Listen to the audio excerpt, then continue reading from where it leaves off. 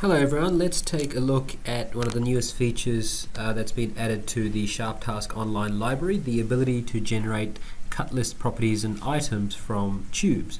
So quite often you'll have the case where you've created cylindrical models which weren't created as weldments or structural members. They were just created maybe by extrudes or revolves, or perhaps they're imported from other CAD systems as parasolid or step files. Let's take a look at a couple of examples here. So I've got a part here. So this is just a collection of three cylinders. They've been created, as you can see here, with just extrusion and a revolve, so not as structural members, but I wish to add cut list properties to them as well. Or I've got a frame here that's been imported from a step file, so you can see just a number of imported, and again I wish to convert that to a cut list part there as well. So let's see how SharpTask can help achieve this. So I've got the files in my SharpTask item scope window. We now have a new macro called generate tubes cut list in our library, so you'll find it under the library there.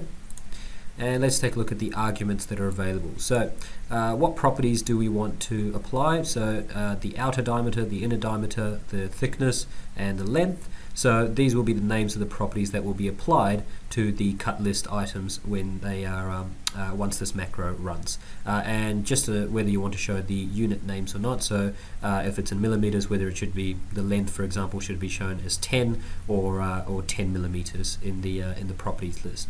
So let's take a look at how this is going to work. I'll just select the SOLIDWORKS version. Just want to run it on parts there. So that's what we've got, and let's just click run.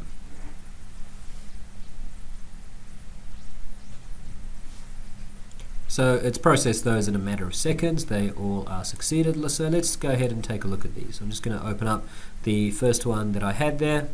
So if we just go ahead, we can see that the diameter is 154. We can see here that it's 400 millimeters and 90 millimeters for this one here as well. Well, what we can see, weldment features have been added, and we've got now 3 cut list items. We go into the properties for them. We can see these properties that have been added there. The outer diameter, inner diameter, thickness, and length have been added exactly as we specified in SharpTask. Let's take a look at that imported frame that I had as well. So let's just go ahead and open that up.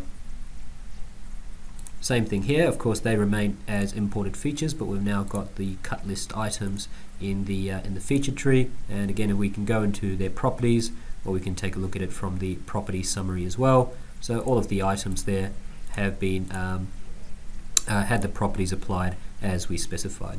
So that's how SharpTask can help you apply specified diameter, thickness, and length properties when you have tubes that need to be converted into cut list items. Thank you very much.